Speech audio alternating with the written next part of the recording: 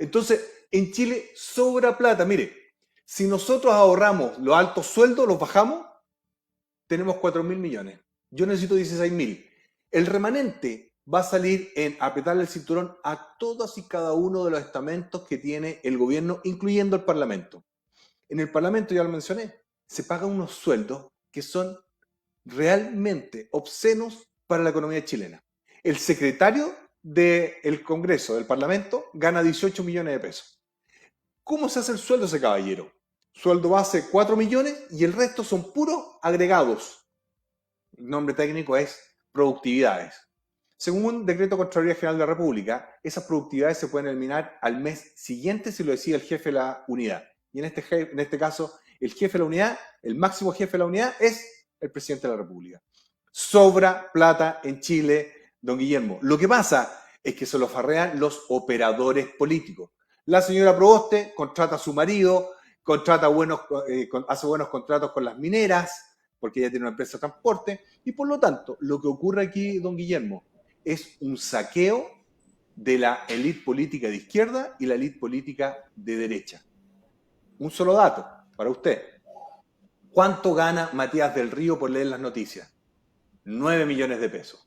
Si yo soy presidente, ¿y quién lo paga? Televisión Nacional, es decir, nosotros. Si yo soy presidente, vamos a hacer un casting a todo Chile para tener a alguien que me lea las noticias en Televisión Nacional, pero no le va a pagar 9 millones de pesos. 1,5 millones, con suerte. Ahí está la plata y sobra la plata, don Guillermo. O sea, nos han mentido y se están robando la plata a mano llena con sueldos mentirosos. Operadores políticos en su vida debieron haber ganado esa plata. Ahora, se pueden hacer estas modificaciones, ¿cierto?, en los sueldos de los funcionarios públicos, reducir quizá el aparataje público. El presidente tiene esta facultad porque tiene que recurrir, ¿cierto?, a una ley para ejecutar esta acción que usted está proponiendo. Es que no es así, don Guillermo. Ya se lo expliqué. Mire, el sueldo por ejemplo, del ministro de Relaciones Exteriores, el sueldo base son 4 millones de pesos. ¿Cómo llega a los 12 millones? Llega a través de las productividades, que son mentiras que se inventan. Productividad por título, productividad por hablar inglés, productividad por tomar la siesta, productividad por despertar de tomar la siesta, etc. Toda productividad se puede eliminar al mes siguiente con la sola firma del jefe de la unidad. Y en este caso, el jefe de todas las unidades es el presidente de la República y que yo se los voy a eliminar. De partida, mire, es impresentable que ganen esos sueldazos. No se los merecen. En su vida lo ganarían en una situación normal. Y lo ganan única y exclusivamente porque son apitutados políticos, operadores políticos. Esa es su profesión. Ser operador político. Y por lo tanto, en ese caso, no corre la meritocracia, lo que corre es la apitutocracia. Y nosotros lo vamos a terminar de raíz.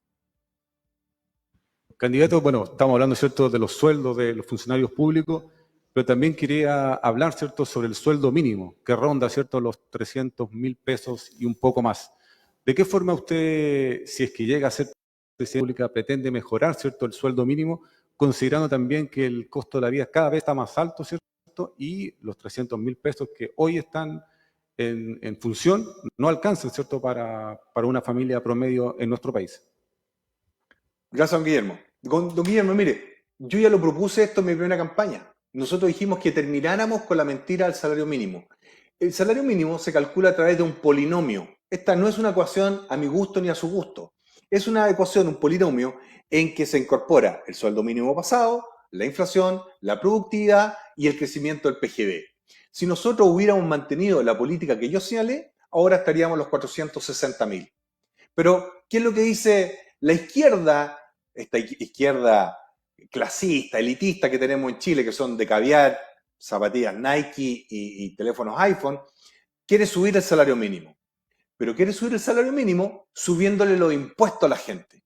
Nosotros vamos a aumentar el salario mínimo de acuerdo a este polinomio, donde la CUT no va a tener nada que decir, ni tampoco el ministro de Hacienda, sino que esto va a ser un ajuste automático cada 2 años. Pero yo les voy a rebajar los impuestos a las personas. Como le dije, no más IVA a los medicamentos. 520 mil pesos por familia al año. No más IVA a la canasta básica, 800.000 pesos al año. Le estoy diciendo casi 1.200.000 pesos. ¿De acuerdo? Estamos hablando casi 3 meses de trabajo.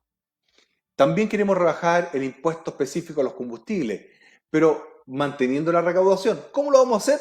Cobrándole el impuesto específico a los combustibles a las mineras que no lo pagan.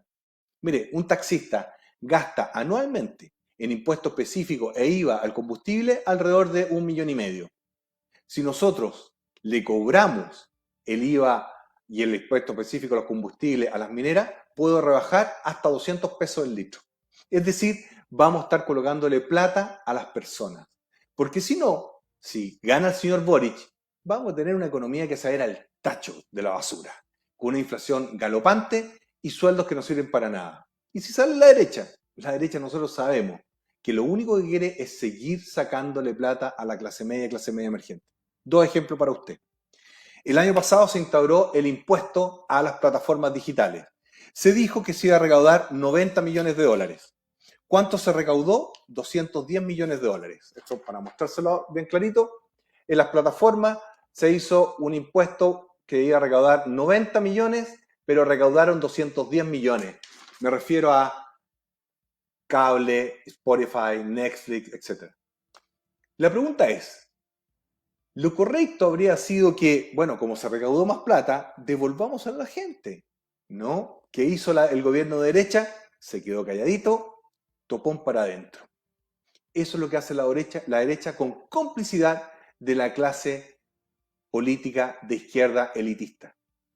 Por eso le digo, don Guillermo, no se pierdan esto. No se saca nada con subir el salario mínimo si te ahogan con más impuestos y con mala educación pública, mala salud y mala seguridad en las casas y en los vecindarios de la gente clase media y clase media emergente. Gracias, candidato. Nos quedó clarísimo este bloque de economía. Vamos a pasar a la siguiente parte de nuestro programa. Vamos a conversar ahora sobre gobernabilidad, una palabra tan utilizada últimamente y tan polémica, sobre todo esta semana, donde se ha cumplido un aniversario más del estallido social que trajo o develó muchas heridas que tenía la gobernabilidad y las instituciones chilenas, como la corrupción, la violación de derechos humanos, la violencia contra la mujer y los niños, y también algunas problemáticas medioambientales que nos afectan bastante en nuestro país. Todo esto ha generado un ambiente y un clima de desconfianza de parte de la ciudadanía hacia estas instituciones gubernamentales. ¿Cómo su gobierno pretende, a través de qué estrategia, poder recobrar esa confianza para que la ciudadanía vuelva a creer en los poderes y las instituciones? ¿Se puede? Sí, claro. Primero, nosotros somos el único candidato que no le debemos favores a ningún grupo económico, doña Gabriela. Yo no tengo ningún tío millonario. Señor Kast, aliado de Piñera, aliado de los Pentas, aliado de los grandes grupos económicos. El señor Sichel, aliado de todos los millonarios partiendo por Piñera. La señora Proboste y el señor Boric, aliado del señor Luksic. Nosotros no le debemos ningún favor a ningún grupo económico. Por eso nos atacan tan fuertemente. Por lo tanto, nosotros tenemos esa bandera de lucha. Nosotros no nos vendemos ni nos arrendamos, como los otros se han vendido y se han prestado, para que hablar de medio. El capitán ahí de Sokimich. Pero todo Sokimich ha financiado a estos caballeros de arriba. A todos. A Kast, a el señor Sichel, a la señora Proboste, al señor Boric y a Marco Enrique. Por lo tanto, ellos deben pagar sus favores, y créame, los grupos económicos cobran. ¿Y quién paga? La clase media y clase media emergente. Gobernabilidad. Nosotros tenemos 382 candidatos a core, diputados y senadores. Pero nosotros tenemos una premisa. Nosotros creemos en la democracia digital, donde su core, su diputado y su senador van a ocupar esto, un telefonito, donde a usted le van a preguntar, ¿apruebo? ¿Rechazo? ¿O abstenga un determinado proyecto de ley? Donde usted va a ser partícipe, porque nosotros creemos en la democracia directa. Yo no creo en que un presidente de un partido político trasnochado le dé la orden a un senador o a un diputado cómo votar. Eso nosotros creemos que es una ausencia de la democracia y afortunadamente, como en países en Europa, creen en la democracia digital, yo creo en la democracia digital y directa. Y por lo tanto, ya lo hicimos. Nuestros candidatos a core, diputados y senadores, y mi misma candidatura salió de una elección democrática a través del telefonito, a través de la democracia directa y democracia digital. Ese es el futuro, doña Gabriela, no hay que confundirse. Y por lo tanto nosotros vamos a estar Me quedó con la claro, gente. muy claro el historial apolítico que tiene el partido y la importancia que le ha puesto, sobre todo en estas elecciones, el poder tener esa participación política dentro de los poderes del Estado. Pero más allá del compromiso con la ciudadanía que los va a escoger en las próximas elecciones, ¿qué va a pasar cuando ya estén elegidos como un gobierno probable, más allá del generar esta democracia directa? ¿Qué otro tipo de proyectos o ideas que tengamos dentro de su programa pueden llevar a recobrar esa confianza? Por ejemplo, su programa también postula la posibilidad de cerrar el Instituto Nacional de Derechos Humanos. ¿Cree que usted que esa No alternativa financiarlo. va a llevar No más financiarlo. a confiar en las instituciones o al revés? Doña Gabriela, es que nos mintieron. Nos crean instituciones para fiscalizar a los que tienen que fiscalizar. El problema no es el Instituto de Derechos Humanos. Mi problema es los tribunales de justicia. Si ese es mi problema. ¿Por qué necesito tener una institución que me vele por el cumplimiento de los derechos humanos? Sino que quien tiene que hacer esa función es los tribunales. Entonces, digamos derechamente las cosas como son. No confiamos en los tribunales y tenemos que hacer una reforma al sistema judicial chileno. Sí, me anoto. Porque la justicia en Chile, sabemos que los que tienen más plata siempre son inocentes. Van borrachos y matan a alguien, todos saben que lo atropelló, lo mató borracho, igual sale libre. ¿Por qué? Porque es un hijito de papá o millonario. Bueno, la justicia se ha ganado ese tema. En el caso mío, yo tuve un tremendo juicio contra los masones. 4 años me tuvieron mintiéndome. Y nosotros éramos completamente inocentes, como finalmente lo dijo la Corte Suprema. ¿Qué queremos hacer? Queremos más democracia en los tribunales. Queremos que esté el juez y el jurado y que sea la gente, como en Estados Unidos, como en Inglaterra, donde la gente va a decir si el tipo es culpable o inocente y el juez administra justicia. Pero démosle transparencia. Yo creo en la democracia. Por lo tanto, como señalaba usted, el Instituto de Derechos Humanos, ¿por qué lo necesitamos? Porque entonces, si no da el ancho, como no ha dado el ancho el Instituto de Derechos Humanos, vamos a tener que crear el Instituto de los Derechos Humanos. Vea lo que está ocurriendo. Todavía no sabemos que hay violación a los derechos humanos y no lo tenemos claro. Entonces vamos a tener que tener el Instituto de los Derechos Humanos. Yo creo que es el momento que nos pongamos serios, doña Gabriela. Las instituciones tienen que funcionar para la gente y no para los grupos de interés. Una sola pregunta, doña Gabriela. ¿Quién nos quemó las 25 estaciones de metro? ¿Sabemos quiénes son? La misma pregunta que nos hacemos todos los chilenos de hace 2 años, yo creo, candidato. Continuamos con gobernabilidad, cambiando un poco y saliendo de este tema complejo. Estuvimos esta semana el inicio de las conversaciones ya para definir lo que va a ser nuestra constitución nueva, nuestra constitución a través de esta convención constitucional. Esta constitución puede venir a cambiar el escenario político que nos encontramos actualmente, no solamente a nivel del Parlamento, sino también del Poder Ejecutivo. ¿Tiene en su programa la capacidad de ser flexible y poder acomodarse a esos cambios? ¿Qué pasaría, por ejemplo, si le proponen un periodo electoral candidatario de 2 años o 3 años? ¿Cómo nos adaptamos a eso? Mi respuesta es mucho más simple, doña Gabriela. La constituyente lo único que tiene que hacer es de aquí a junio entregarnos un proyecto de constitución. Cualquier comidillo entre ahora y el documento, para mí, es solamente comidillo para los matinales.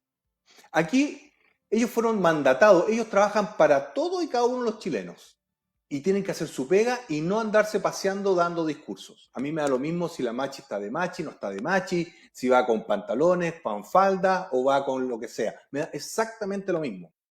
Aquí ellos fueron mandatados por todos nosotros para que me hagan una constitución. Por lo tanto, yo como candidato a la presidencia no puedo estar discutiendo tal vez, un posible o un hipotético modelo. Yo le diría con mucho respeto a los constituyentes, los felicito por lo que están haciendo porque es un honor estar ahí. A mí me interesa que hagan la pega. Me da lo mismo el color del gato, pero que cace ratones. Entrégueme el documento y lo discutiremos, porque ahí la sociedad chilena tiene la opción de decir aprobado o no aprobado.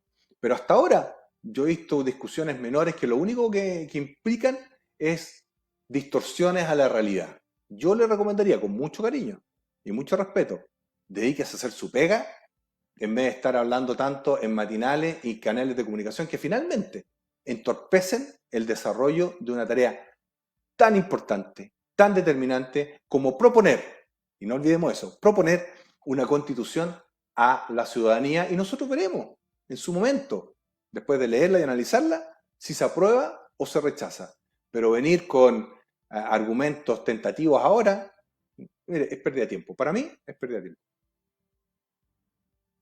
Muy bien, muchas gracias, candidato. Pero ahora, hablando un poquito más hacia el ciudadano, Franco Parisi, ¿qué le gustaría que existiera o que dijera ese proyecto de constitución? ¿Hay algo que sea como básico que debería existir para usted? Sí, que la aprobemos todos en conciencia o la rechacemos todos en conciencia. Pero mire, esto es como leer un libro por capítulos saltados. No, este es un documento serio, estructurado, y por lo tanto tiene que tener un hilo conductor de principio a fin. Y por lo tanto, ahora, lo único que le puedo decir, han sido puras discusiones menores que, a mi juicio, no han aportado absolutamente nada a una tarea tan relevante como la que le señalaba. Mire, yo creo en los documentos completos. Esto era como cuando un alumno me venía a mostrar capítulos de su tesis. Sí, le podía dar algunos aportes, pero en realidad uno necesita el medular del proyecto para poder entender la dimensión, alcance y significado de su trabajo. Si no, es como raro. Aquí escriben una palabra y salen a mostrarlo. Yo creo que no aporta y esperemos el documento final para poder analizarlo en propiedad. Me parece. Muchas gracias. Muchas gracias, candidato Franco Parisi. Estamos disfrutando de esta entrevista hoy día miércoles 20 de octubre, pero no se vaya, quédese con nosotros. Tenemos una pequeña pausa comercial. Luego continuamos conociendo el programa y las ideas del candidato a la presidencia de la República Chilena, Franco Parisi. Vamos y volvemos.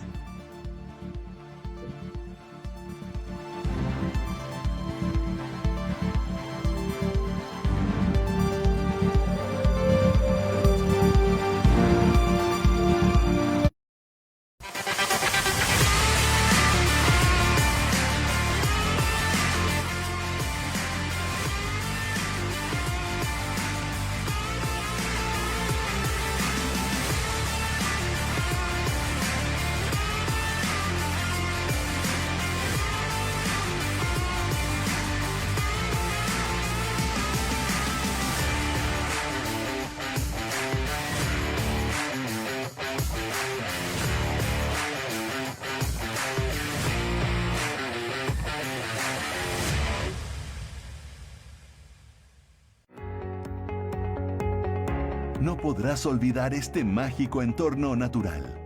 Restaurant Pan de Azúcar, un lugar familiar. Fondos, pero el Franco Parisi.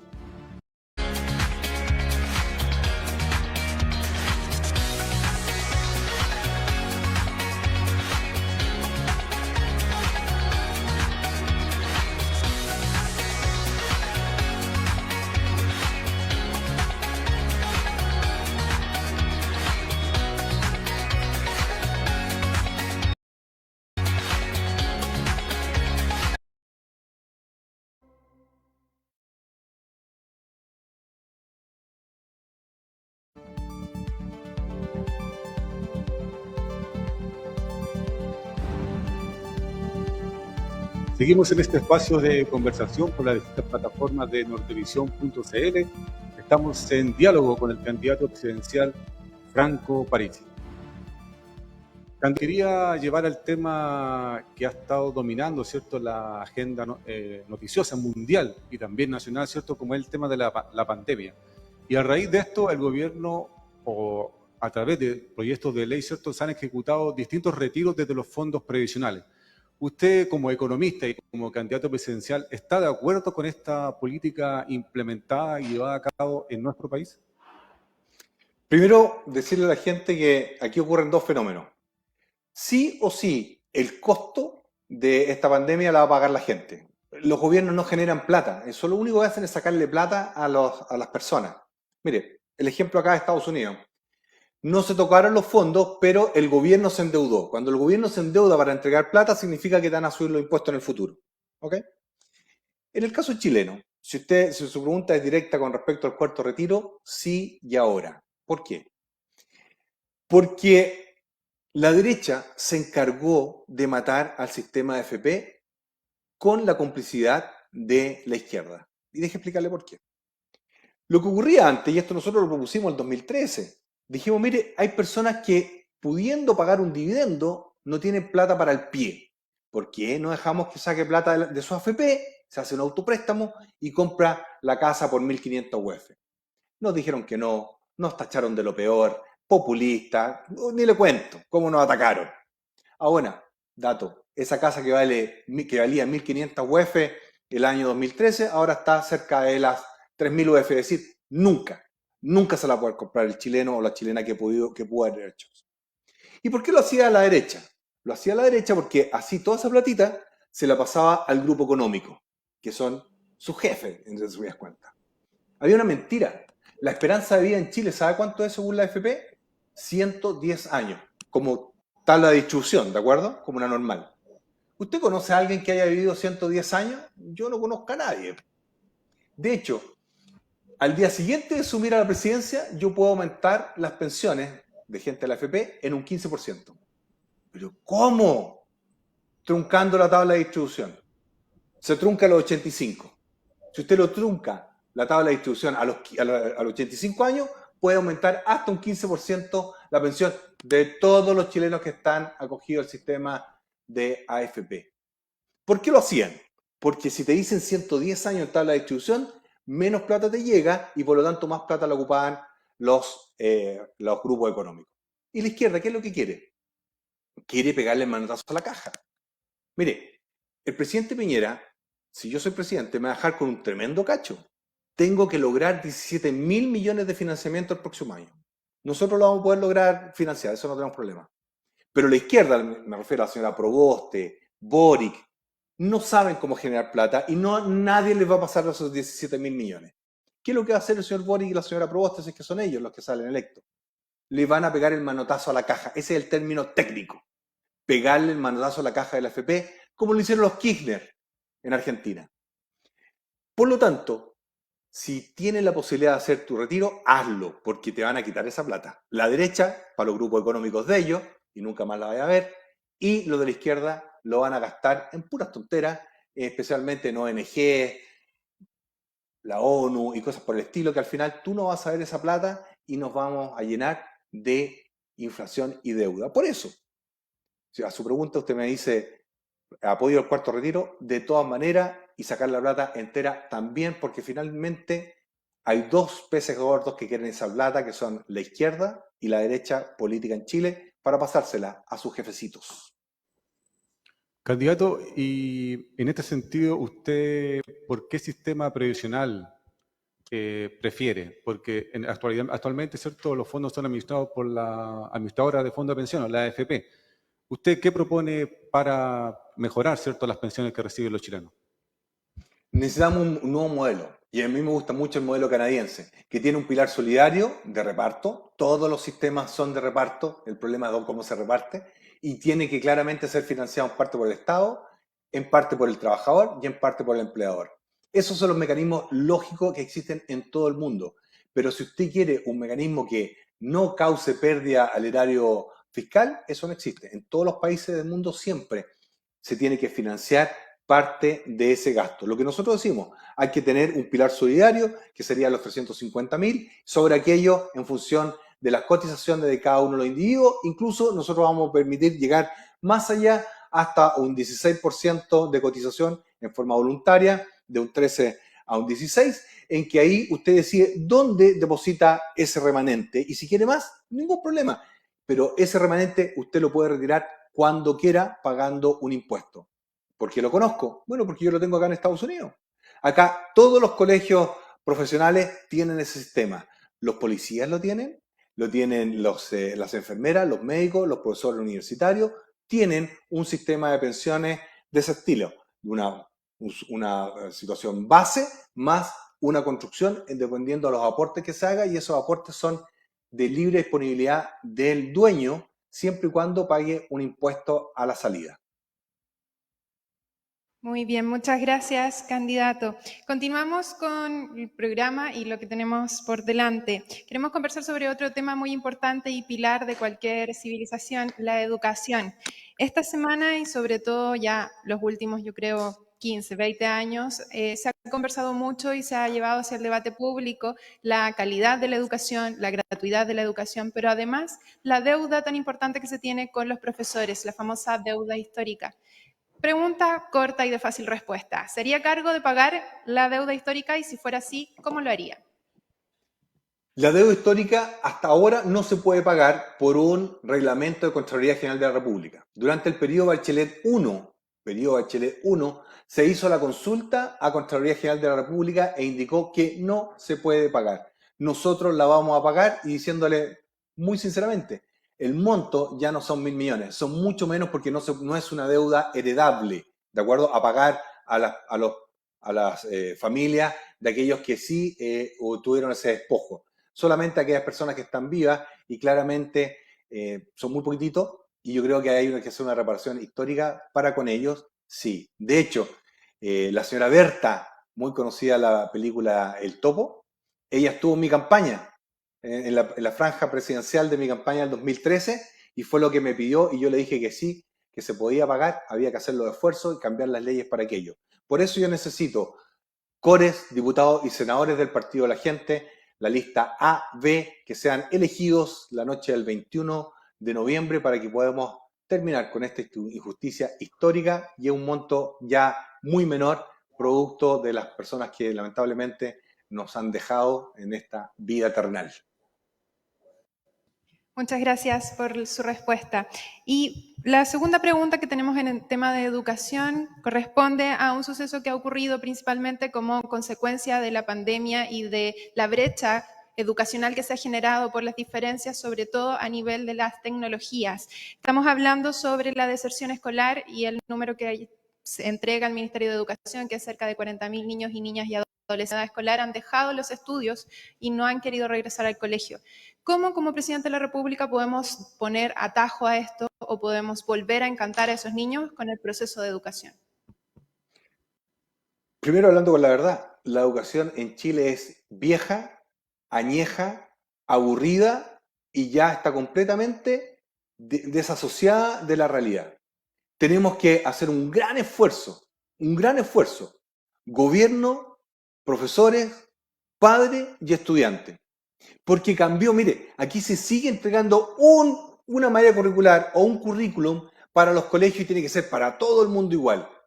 Ya no existe eso, ya no existe. Esto es retroceder a la escuela nacional única o escuela única nacional que lo trataron de implantar en el año 70, ¿de acuerdo? Nosotros queremos, por el contrario, entregar 10 mallas curriculares por curso, para que cada comunidad educativa, en un senado educativo compuesto por académicos, funcionarios, apoderados y estudiantes, decidan qué currículum tomar. Desde el tradicional, rígido, que nos encanta en Chile, casi una educación prusiana, hay algún candidato que le puede gustar ese sistema de educación medio totalitario, o bien flexible, considerando hasta la educación Montessori. Pero yo no lo quiero hacer desde La Moneda o el Ministerio de Educación con una ministra de Educación que diga esto es lo que tiene que hacer, como mostrando las tablas de los pecados. Por el contrario, yo necesito más democracia. Y esa democracia se tiene que hacer en los senos educacionales. Mire, seguir pensando en estos guetos educacionales de la Chile, la Católica, la Universidad de Concepción o la Universidad de La Serena, es no entender lo que se viene en el futuro. Se vienen los currículums flexibles. Y los currículum flexibles significa que cada alumno, cada estudiante va a buscar su desarrollo profesional a través de sus deseos, privilegios y también el entendimiento. Por eso le digo, estamos atrasadísimos en Chile. Hay profesores espectaculares. De hecho, me entrevisté con un profesor de su región que salió elegido el mejor profesor y tiene un sistema lúdico, entretenido para dar sus clases. Y también una candidata, me parece que Acore, que da clases también al interior de la cuarta región, en que ella se disfraza para encantar y entretener a los alumnos y le da muy buen resultado.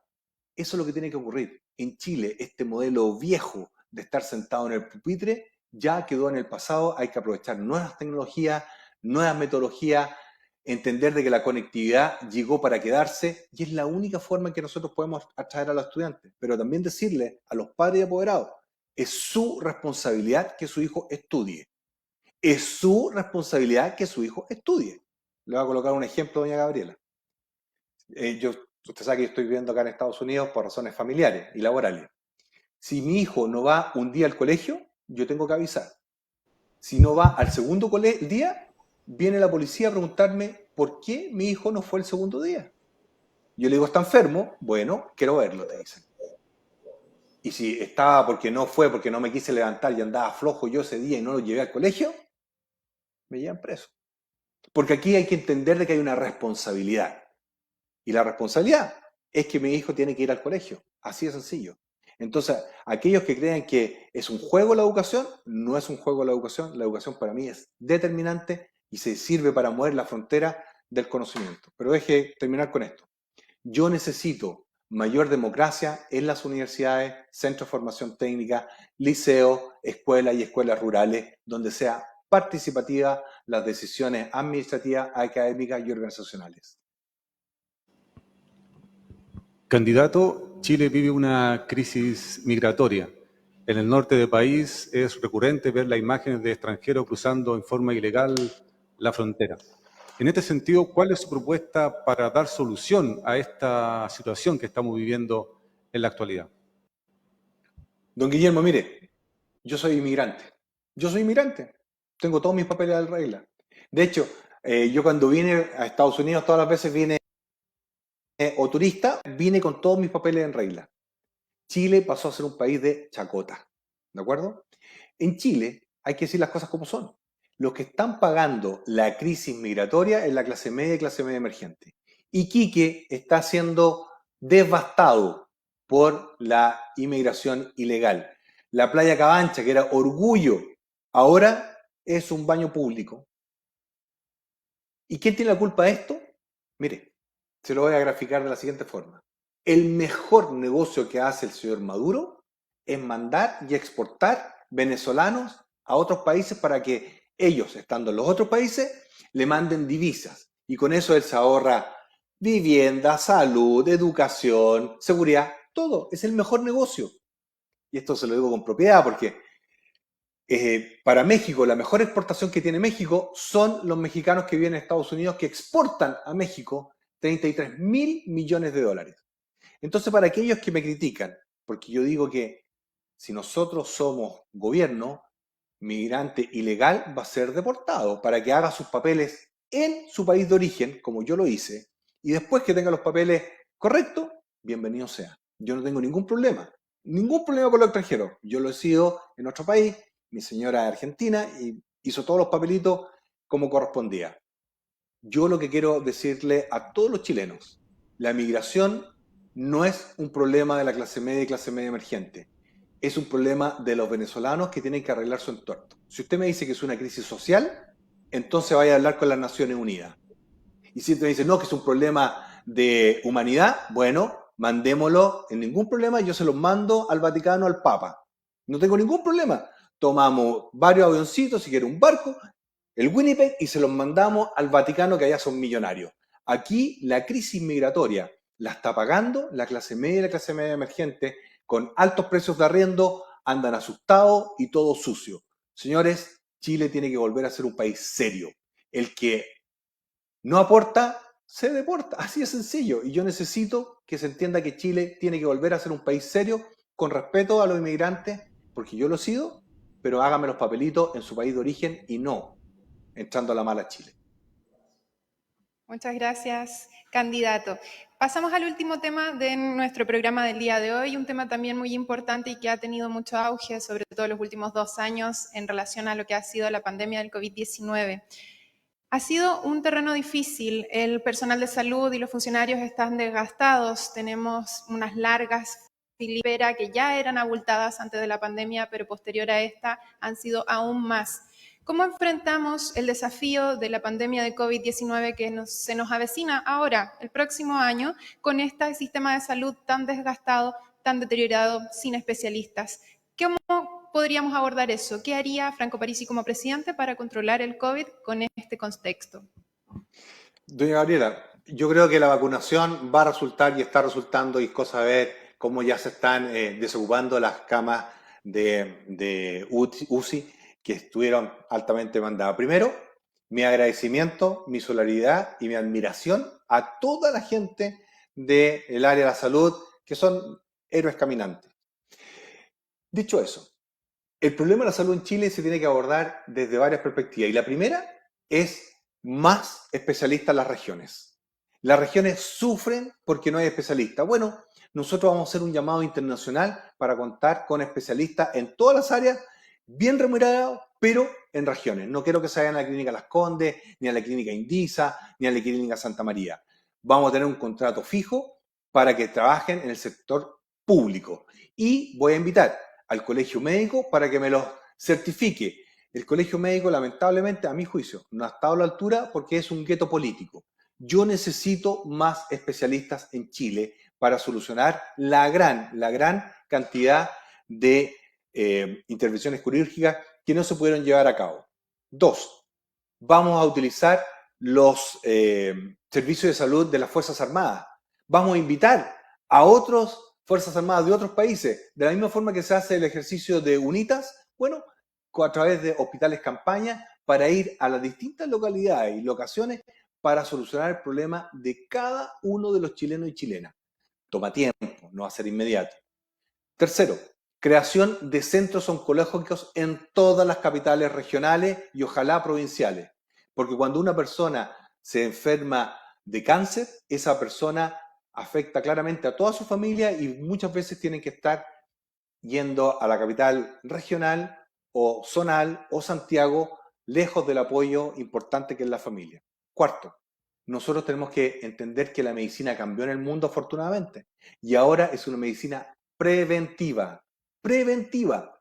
Y afortunadamente Chile tomó los colores rosados del cáncer de mama, pero eso es una práctica a nivel mundial. Acá los policías andan con la placa rosada, auto rosado, pintan los lomos de toro rosado, porque es algo que tiene que ser indexado en todo y cada uno de los chilenos, la prevención.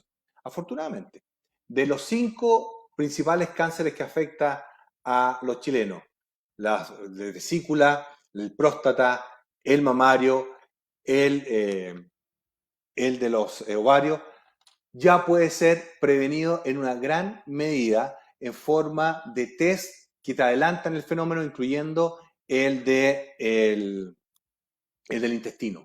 Nosotros vamos a destinar un día libre de trabajo para que todo chileno y chilena que esté en edad de hacerlo tenga la obligación de hacerse todos los exámenes preventivos.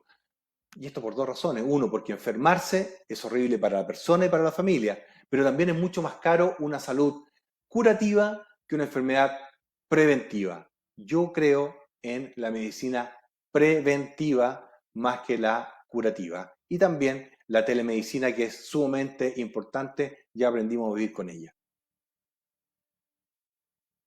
Gracias, candidato.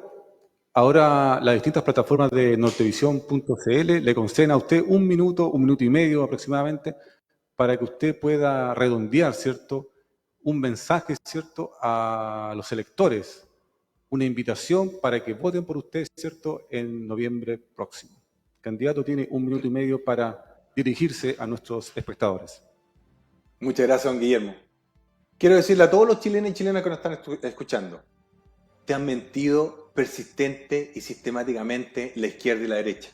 La izquierda y la derecha, los operadores políticos, son hipermillonarios. Hipermillonarios. ¿Y por qué lo han hecho? Porque se han sacado tu plata para pagarse sueldos suculentos para hacer leyes que privilegian a los grupos económicos. Por favor, date cuenta. Date cuenta. Sí, mira, la televisión pertenece al grupo económico, los bancos pertenecen al grupo económico, las mineras pertenecen al grupo económico, el sector agrícola pertenece al grupo económico, los puertos grupo económico. Qué raro eso, ¿no te llama la atención? ¿Cómo tienen tanta suerte, son tan inteligentes? No, es porque la concentración del poder económico y político ha hecho que ellos sean más poderosos y tú seas menos poderoso. Pero no contaban con algo, que el poder está aquí, en un lápiz, Este 21 de noviembre tú vas a poder elegir democráticamente. Pero si eliges la derecha, más millonario va a ser Piñera y todos sus amiguis. Y si eliges por Proboste o por Boric, no me equivoqué la otra vez, el señor Luksic va a ser hipermillonario, más de lo que es. No estoy en contra de aquello, por el contrario, muy bien que ganen sus plata, ambos, pero no a costa de los chilenos y chilenas.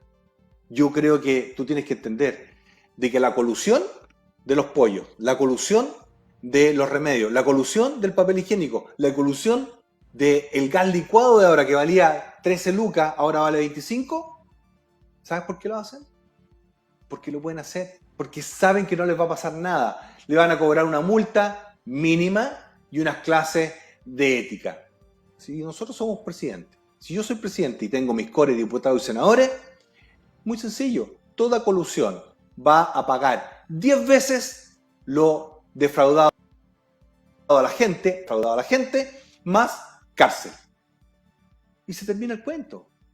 Mira, con la colusión del gas, la Fiscalía Nacional Económica dijo que le habían robado a la clase media 265 millones de dólares. Le van a cobrar una multa.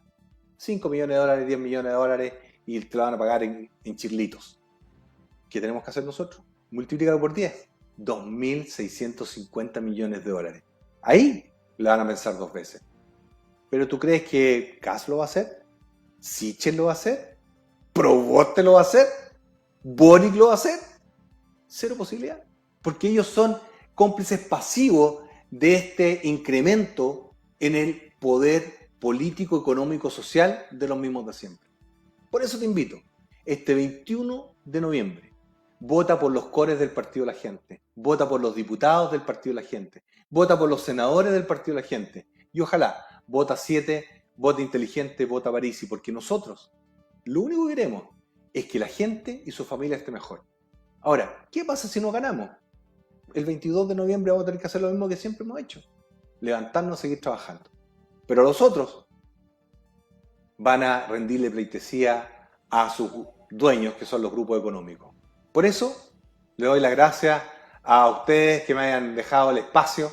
Es súper importante para mí. Yo no creo en los grandes medios, prefiero los medios regionales, porque necesitamos más voces, necesitamos más doña Gabriela, don Guillermo, porque si no, tenemos una sola voz y una sola verdad, y yo creo en más verdad y más colores.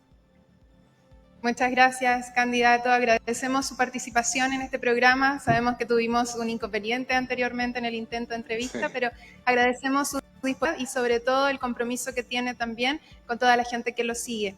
Queremos agradecer a la distancia, enviar un abrazo a Estados Unidos y esperamos verlo pronto. También queremos agradecer a todos los seguidores y las personas que han participado en nuestra transmisión a través de streaming. Gracias por compartir, por comentar y por participar con Nortevisión.